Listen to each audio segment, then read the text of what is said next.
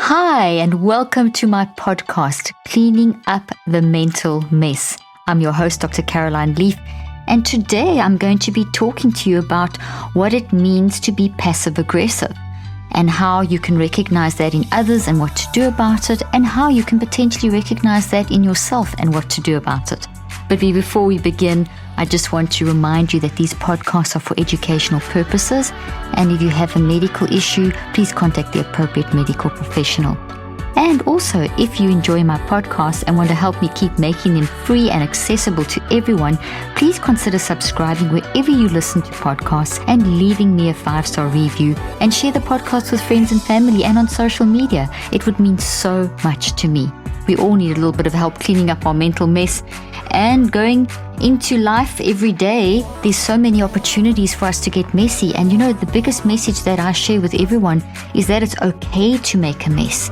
Just being human and being alive, we are going to make a mess in the way we respond, in our relationships, and that's totally okay. The way we manage, the big thing is that we need to manage that mess. We mustn't stay in the mess. We must recognize it, own it, and then we can repair and we can grow. And that's what this podcast is all about helping you accept in a kind and loving way where you're at in your life, standing back, looking at these messes that we all make, no one's exempt, finding out why we're making these messes and deconstructing and reconstructing them into a healthy way that we can function. And I relate all this concept to all these different topics. So today we're going to be talking about the concept of passive aggression and how that can make a mess in our life and each other's lives, and how we can fix that. So I am really thrilled to talk about this because it's such an important topic. So passive aggressiveness is a form of indirect aggressive communication. Passive-aggressive people will mask their anger or frustration in different ways, so rather than being outright with their emotions. So essentially it's characterized by a sort of hidden hostility, avoidance, like an avoidance, hidden hostility. I do want to point out that almost everyone at some point in their life, at different times and depending on circumstances, will display passive-aggressive behavior. So it's not just some people, it's generally this is something that we can all fall into. And then there are some people that have got into the habit of doing that. As you know, I teach you that if you do something repeatedly, whatever you think about the most grows. Whatever you focus your attention on is going to grow. We call this the quantum Zeno effect in quantum physics. But basically, if you keep focusing on it, it's going to grow and grow and grow. And over cycles of 63 days, it becomes automatized, and then it basically drives your behavior. Now, that doesn't mean that you're stuck with this behavior. So if you've been operating in a passive-aggressive way for maybe a few months or maybe a few years, it doesn't mean you can't change this. Because with your mind, you can change your brain and your body and your memories in your mind, brain, and body. Because our memories are stored in thought trees inside our mind, brain, and our body, and they are changeable. Everything about our lives are changeable. And this is such an incredibly hopeful message, because if we think we're stuck in that behavior and think that's part of our personality and that's just who we are, that kind of take a lot of hope away from how we feel. And when people lose hope, they lose, a lot of motivation to move forward, and make you very sad, and it can lead to suicidal thoughts and that kind of stuff. So it's always good to remember that you can change, but you can't change what you won't face. So the other reason that I teach all these things and tell you about all these things is that it's okay. If you've been passive-aggressive, you don't have to beat yourself up. What you need to do is, if you want to change that in your life, own it and say, okay, well, I've been passive-aggressive. This is what I've been like this for maybe a few months. I've been doing these things and I really want to change this. And you basically sit back and you own it in that way. Give yourself permission. Recognize that this is a way that you are showing up because of something, and then proceed to sort it out and repair and grow from there. And I know it sounds easier said than done, but we're too hard on ourselves, and we can't change something that we aren't aware of it. And if we don't give ourselves permission to recognize that that's not who we are, we are in that stage of life or operating in a certain way, in this case passive aggression, because of a reason. So when we look at ourselves in that way, it becomes so much easier to change it. When you're aware of something and you are kindly aware of something and you tell yourself that this is not who you are, it's who you've become because of, that gives you the power to change it. So there are some people that do use it a lot, that have operated in the quantum Zeno effect, so they've used it repeatedly, and so they basically have used this to express feelings of hurt, anger, and frustration, pain, or sadness, and it's become automatized. It's become the way that they're operating. It doesn't mean it's their destiny. So if they are asked to do something, they will respond through maybe procrastination and sometimes even intentional mistakes, because passive-aggressive behavior usually communicates more enthusiasm in their words than they will show in their bodies and their actions. Basically, their feelings are expressed through small remarks or actions rather than directly. And this usually causes a lot of conflict in relationships and can be quite destructive, yet it's actually quite common. You've heard me mention the app Blinkist before, probably a few times by now. Well, have you downloaded it? If not, what are you waiting for? It's truly one of the most amazing and useful apps out there, and so good for your mental and brain health. Blinkist takes the best key takeaways, the need to know information from thousands of non-fiction books, and condenses them down into just 15 minutes that you can read or listen to. 8 million people are using Blinkist right now, and it has a massive and growing library, from self-help, business health to history books. Blinkist has the latest titles from bestsellers, as well as the classic non-fiction titles you always meant to read but never had time to. With Blinkist, you get unlimited access to read or listen to a massive library of condensed non-fiction books, all the books you want, and all for one low price. Right now, for a limited time, Blinkist has a special offer just for my audience. Go to Blinkist.com/DrLeaf, try it free for 7 days, and save 25% off your new subscription. That's Blinkist, spelled Blinkist, Blinkist.com/DrLeaf to start your free 7-day trial. And you'll also save 25% off, but only when you sign up at Blinkist.com/DrLeaf. So, let's start by me giving you some signs that someone is passive-aggressive. They are often cynical, pessimistic, or aggressive, subtly aggressive. They complain about feeling underappreciated. They display bitterness and hostility. They seem to be irritable and frequently in a disagreement with people. They pass backhanded compliments. They refuse to move past an issue while insisting that everything is resolved. They tend to get quiet and distant the moment they perceive conflict, especially when someone gives the silent treatment to them. So shutting people down and not talking to them or trying to address the issue is very typical of passive aggressiveness.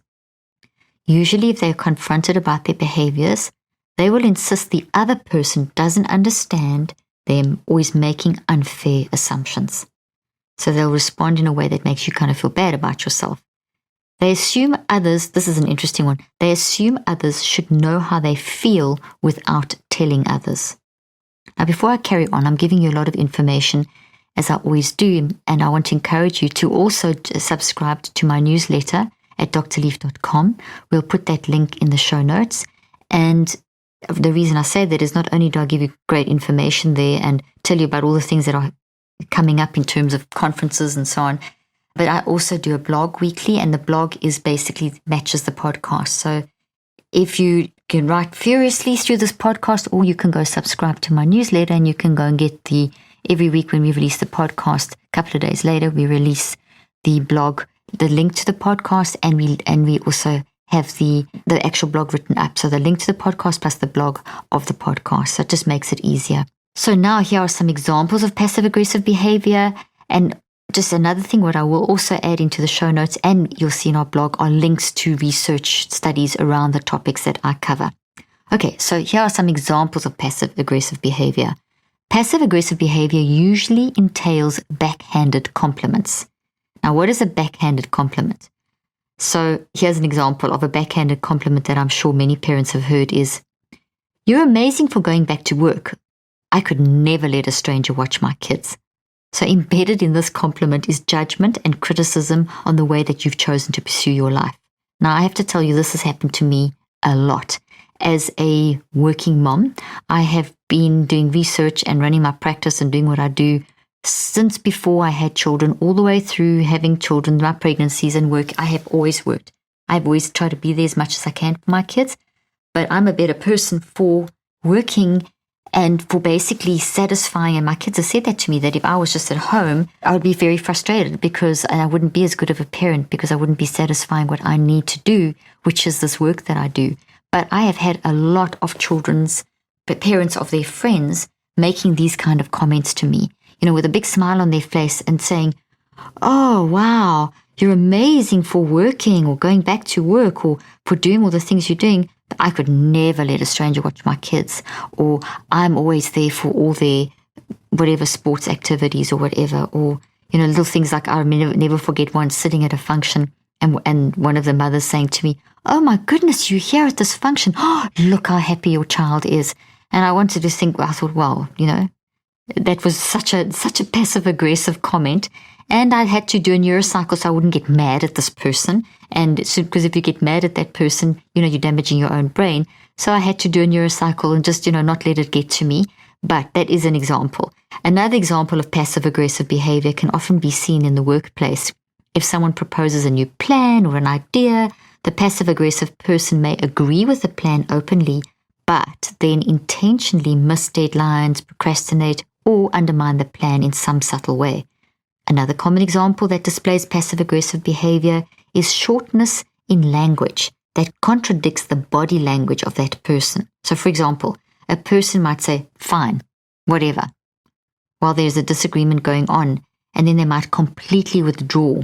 So there's so much coming from the withdrawal, the body language, and nonverbal communication is 50% of communication. So those two little words, "fine, whatever," and then the withdrawing and the coldness or the cutting off or the gaslighting is saying so much more than the words. So, or someone might be showing outward expression of anger or frustration, but then say, "I'm not mad," but you can see they're mad. Sometimes passive-aggressive people will intentionally omit important information that may be really important and then say something like, "I thought you knew," but they did that intentionally, and act like they were innocent while the person they didn't share the information with is now struggling or affected in some way. I mean, that can, I'm listing a bunch of stuff. And, as I'm listing these things, I'm sure you can relate to a lot of them. I'm sure you've done some of them. I have. Okay, I can own it. I can own my messes, because if I own my mess, I can change it. I can manage it. I don't keep that mess inside of me, and I can repair and grow, and I don't have the damage in my brain and my body. So that's why I tell you these things, because own it. If you've done this, which I'm sure you've done some of these things that I'm saying, I'm sure you know someone who's done them. It's okay. Own them, learn about them, and repair them. Okay. Sarcasm is also a very common sign of passive-aggressive people, especially people who are always sarcastic. When they receive backlash from their sarcasm, they will usually say things like, "Can't you take a joke?" Or, "I'm just being sarcastic. Don't you have a sense of humor?" So you kind of get made to feel bad. Passive-aggressive people may also stir others up with their indirect aggression to a point that that person reacts. So they're kind of calm, but they're stirring and saying things and throwing things out there, and then the other person explodes and reacts. However, they will maintain their cool and then invalidate the person who reacts. And they ask something like, "Why are you so upset?" Meanwhile, they've been, prodding you and saying these things that have just totally triggered you. And then they're all cool and calm because they did this intentionally. And then you're upset, and then they say, "Why are you so upset?" And you'll be made once again to feel like the guilty person.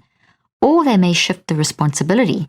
For example, if they're acting as if they're angry at you and they're approached, they may say, "I'm not mad at you, I'm just in a mood." So they justify and change it around. Then you kind of feel, bad again. "Oh, wow, I didn't understand.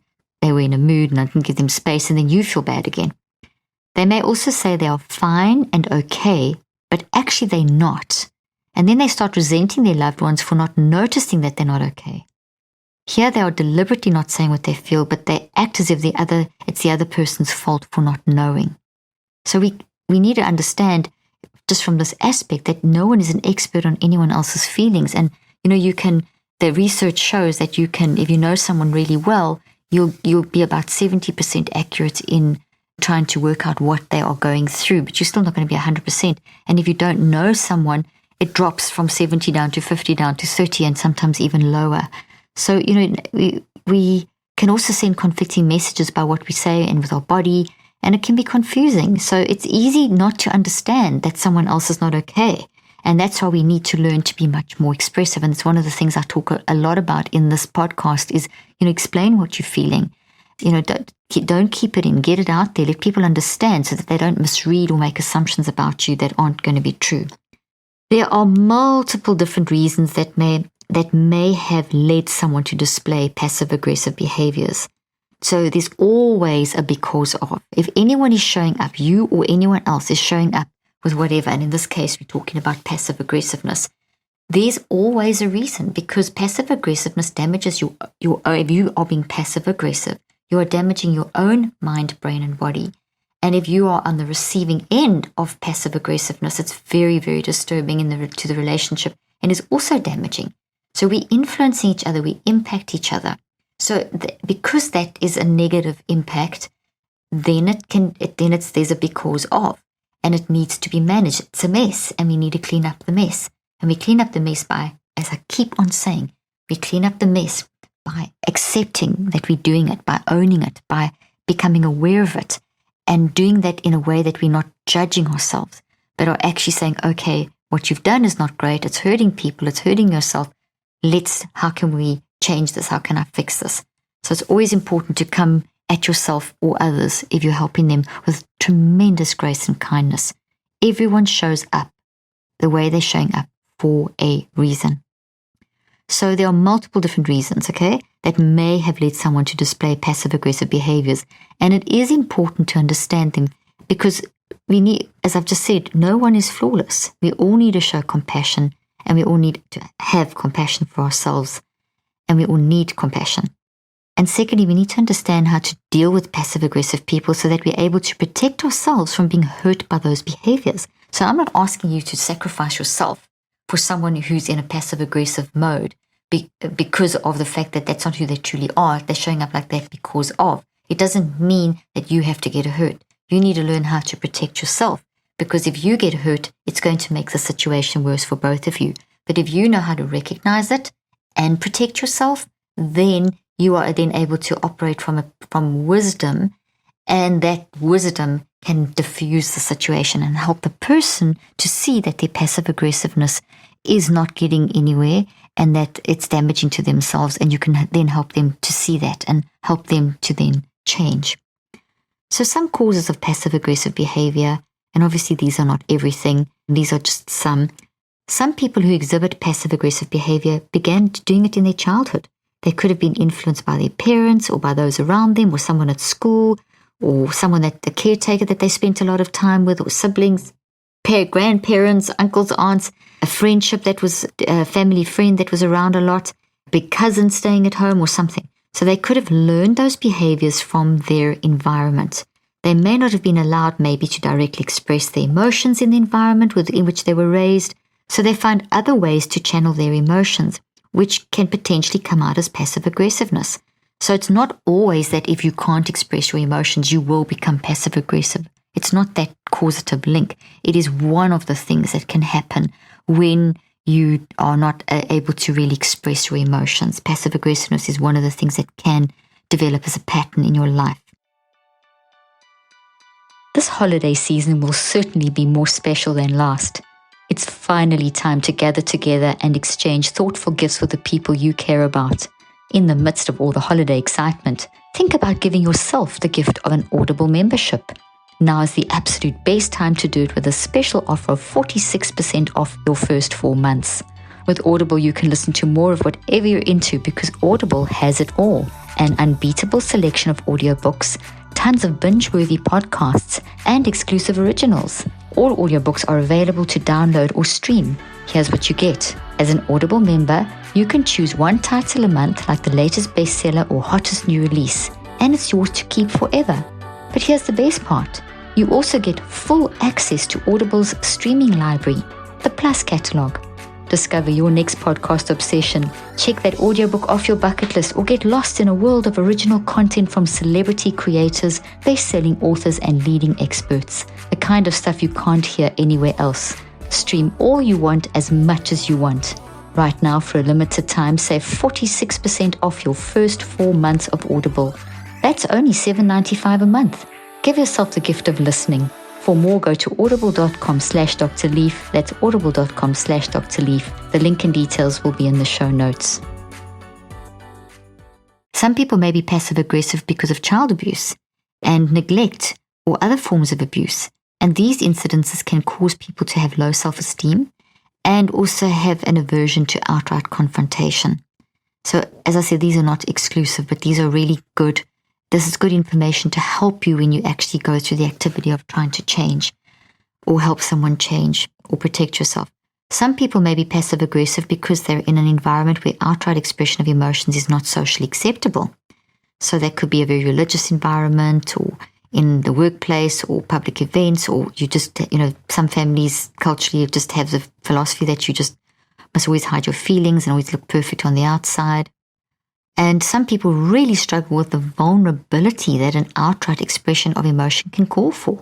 So they just may be highly sensitive people, which is not anything bad, but it can, if it's not managed properly, can land up becoming potentially some kind of passive aggressiveness because of the vulnerability that they feel when they are more outright in the expression of emotions. They may fear rejection or anger. They may have some social anxiety or struggle with self-esteem and insecurities for also a million different reasons. Some people may find this an easier route than confronting people directly. So indirectly being passive-aggressive instead of confronting people directly comes from something, and they may find it easier as a coping strategy, but it's not sustainable because it affects relationships, which is why we're having this discussion. All these reasons show why it's so important to have compassion for people who resort to passive-aggressive behaviors. As I keep saying, we all have our flaws, so the more we try to understand others, the better we become at communicating with each other and accepting one another and accepting ourselves. When you know someone who communicates in a passive-aggressive way and have found that it's affecting you in a negative way, here are some things that you can do to manage how you react to them. So now I'm going to take you through a neurocycle that if you're the one on the receiving end of someone who is being passively aggressive and it's affecting you, there are a few ways you can learn how to manage them. So use the neurocycle. Neurocycle's 5 steps. It's gather, reflect, metacog, recheck, active reach. It is a system I've developed over the last 38 years of being in this field of mind, brain, body research. I still research it. I still do clinical trials. And it is a system for how you manage your mind, get your wise mind to talk to your messy mind, to dig deep into the non-conscious mind and get a hold of that wisdom and then direct your thinking in a healthier way so that you then also change the structure of your brain, your neural wiring in your brain and the cells of your body in a healthier direction. Because every single experience we have, every passive-aggressive moment is wired into our brain in a toxic way, and it's in our body, and it's in our mind in the gravitational fields. So it's in all 3 places.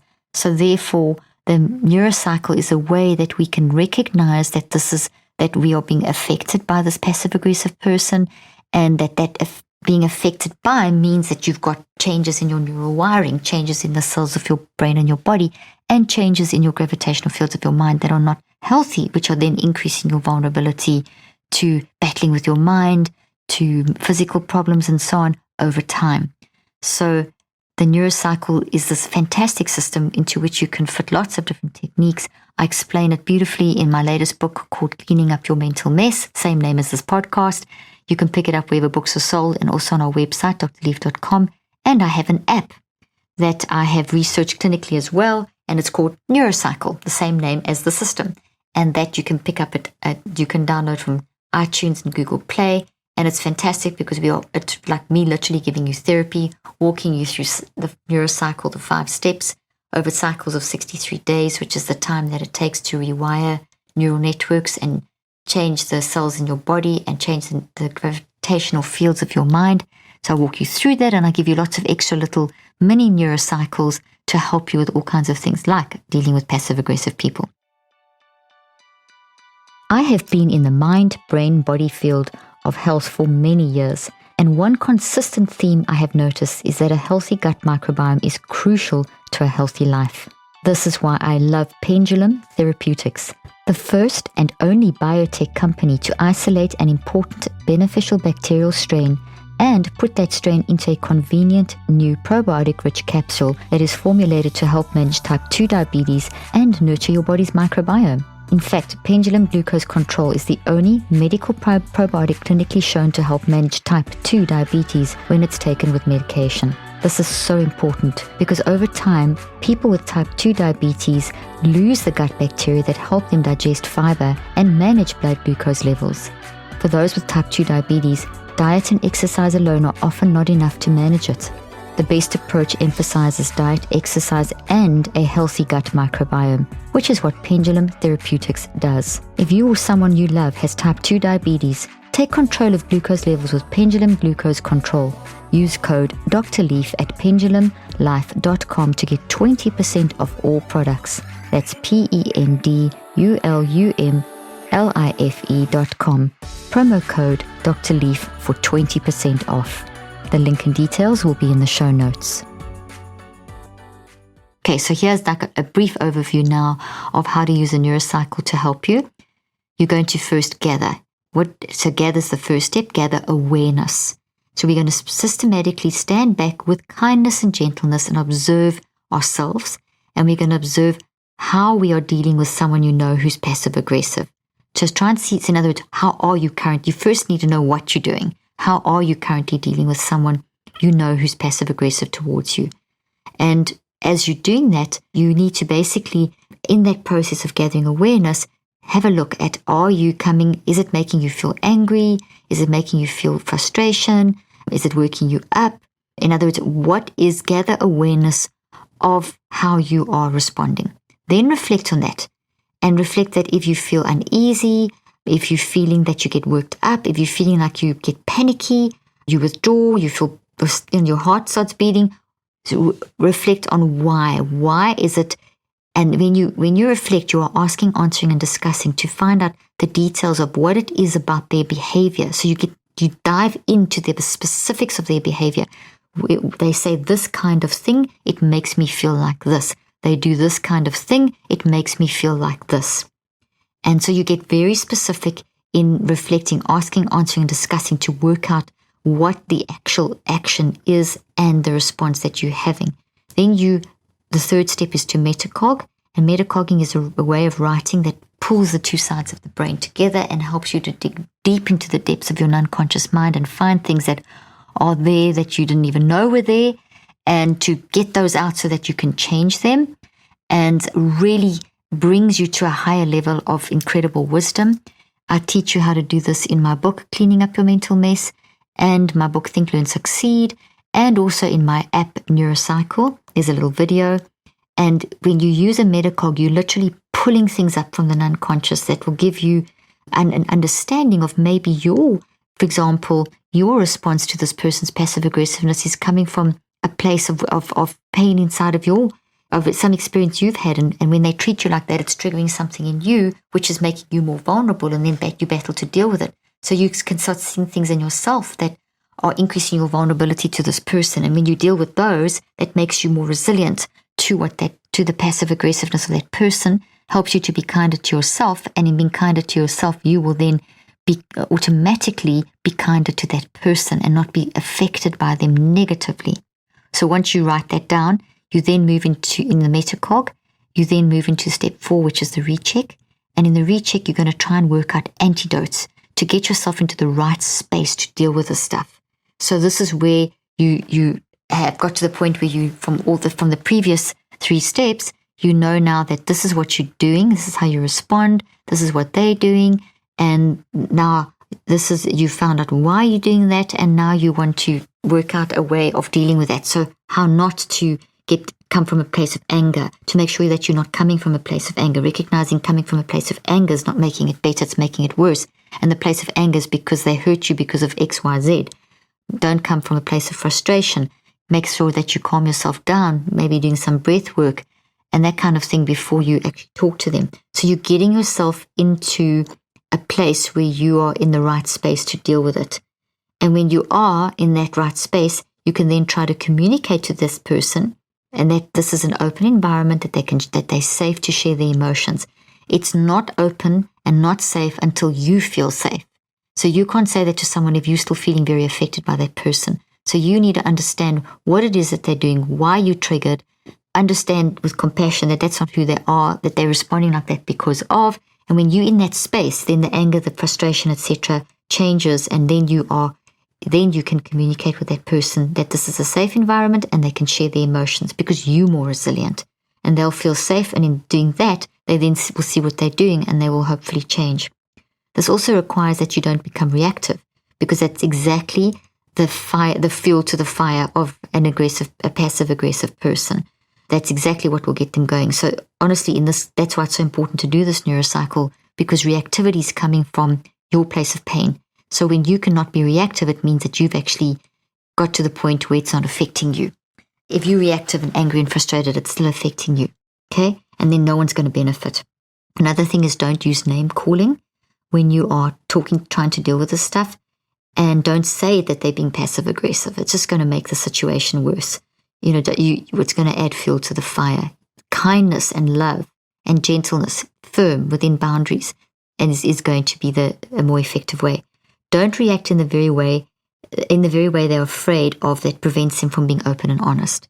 And that can happen. So they're afraid of being rejected and someone getting mad at them. So if you react like that, that makes them more afraid, and then kind of just perpetuates the pattern. So I know this is hard to do if you're on the receiving end, and that's why I say do the work on yourself first.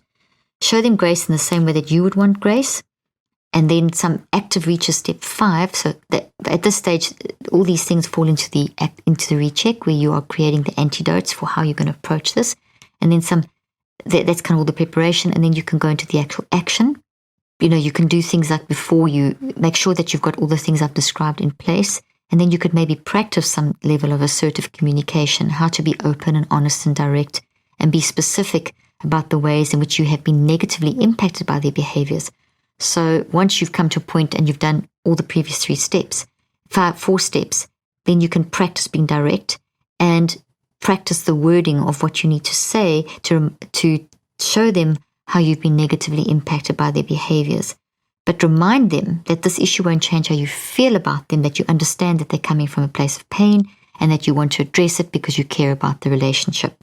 Sometimes these attempts that I've just described don't work, because passive-aggressive people have often formed a very hard shell for protection. And in these cases, try to validate and empathize with them. Listen to their reasons or excuses, even if it's very frustrating to hear, and try empathizing. This is hard, but it works. It neutralizes. It's sending out a very strong theta wave. It is increasing the theta wave in that person, which enables them to calm down. Love completely. The more love you pour on the situation, obviously protecting yourself. I'm not asking you to be a doormat, okay?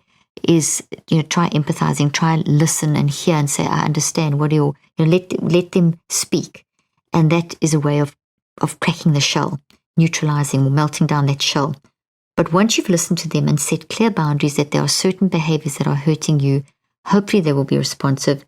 It's important to give them time. Okay, so if you don't get right the first time, if you don't manage to crack that shell, then you put up that, create a clear space boundary.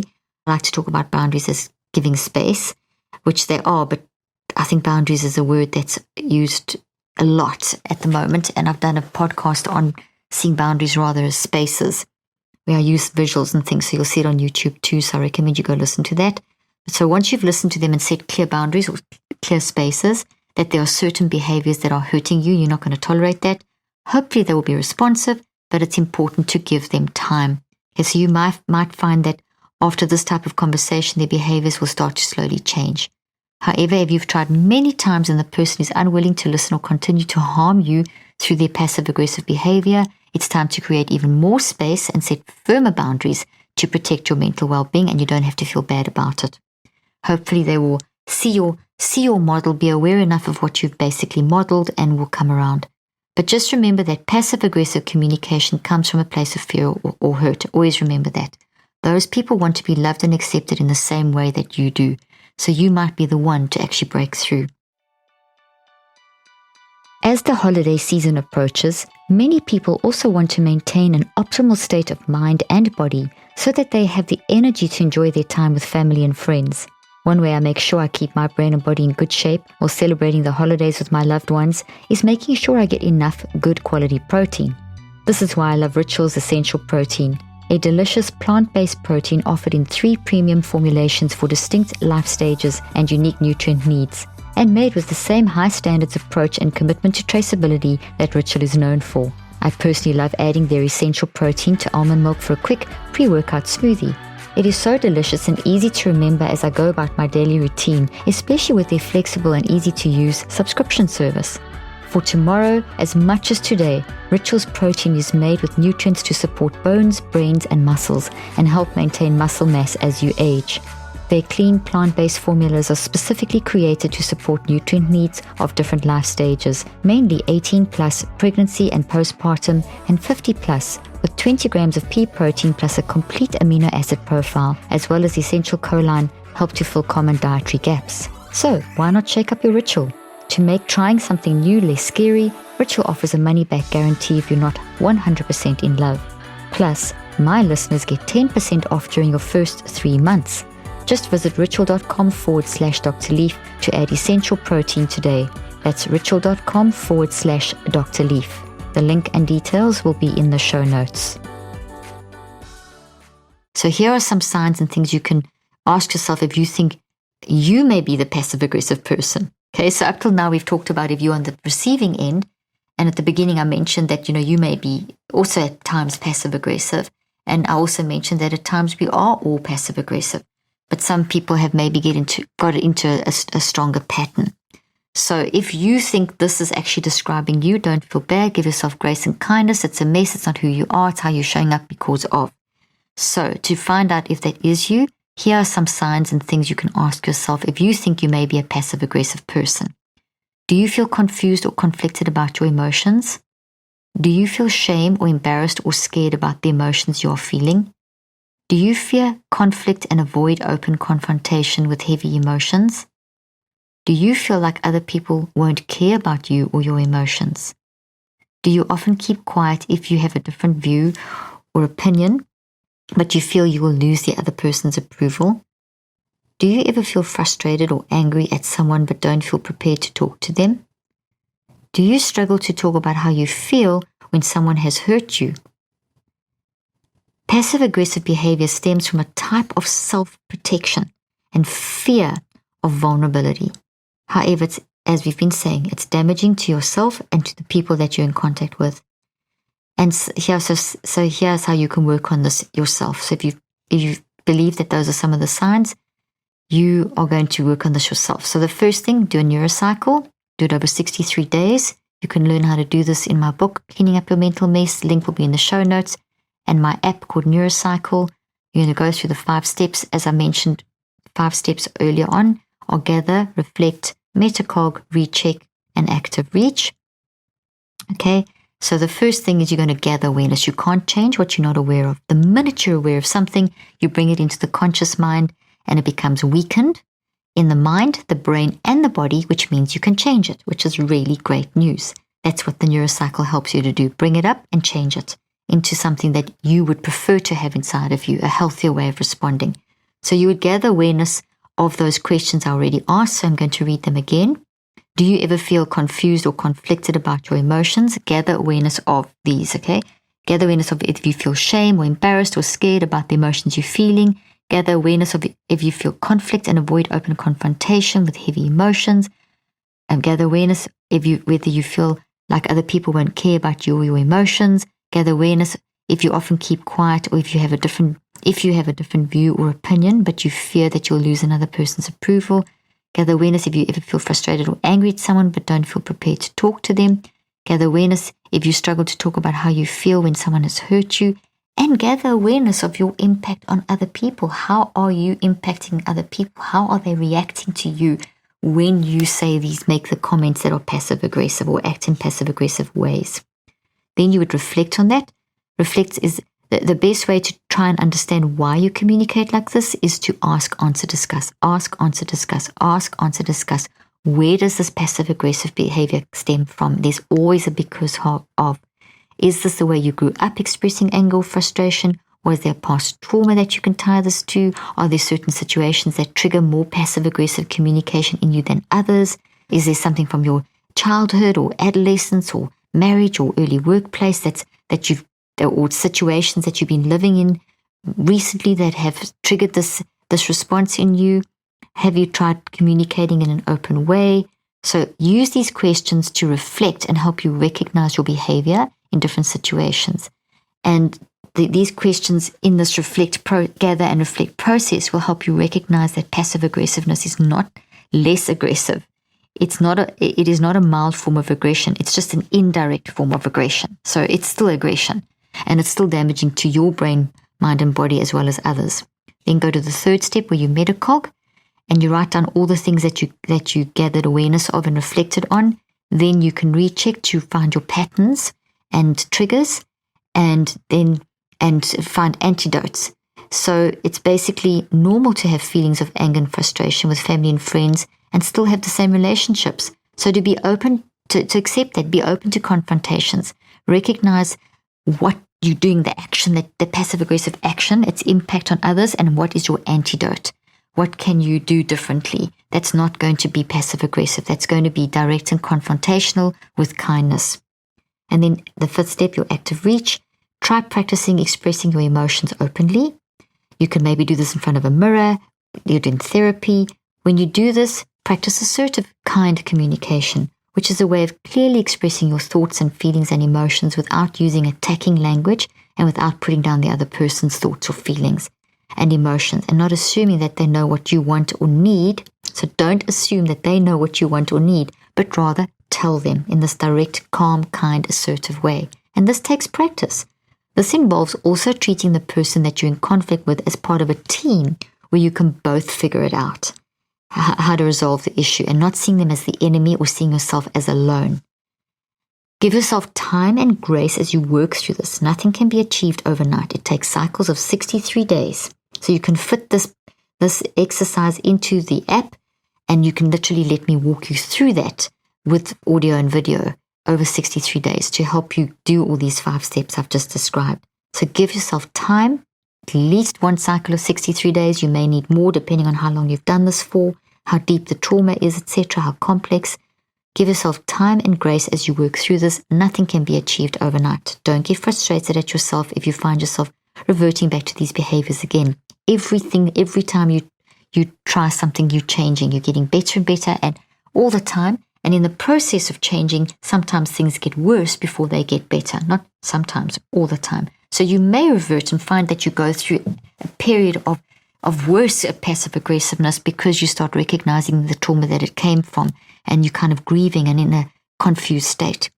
And that's why doing this with maybe going to a therapist to help you work through this is really important, especially if it's affecting your relationships in a way that they're becoming non-functional. The very fact that you're willing to work on yourself is so powerful and so important. Thank you for joining me today, and I look forward to talking next time. I hope you found today's podcast interesting and helpful. If you want more tips and help with managing anxiety, depression, and mental health, be sure to visit my website at drleaf.com. and to sign up for my weekly newsletter, where I also include a schedule of my speaking events and so much more. And follow me on social media. I'm on Twitter, Facebook, and Instagram. Just look for Dr. Caroline Leaf. Also, I love seeing all your posts on social media about this podcast. I love seeing what resonates with you and what you've learned. So be sure to continue posting and tagging me and letting me know what you think and how these tips worked out for you. And don't forget, leave a review and keep spreading the word about this podcast. Thank you for joining me today. I really hope you learned something new and helpful. Till then, I'm Dr. Caroline Leaf.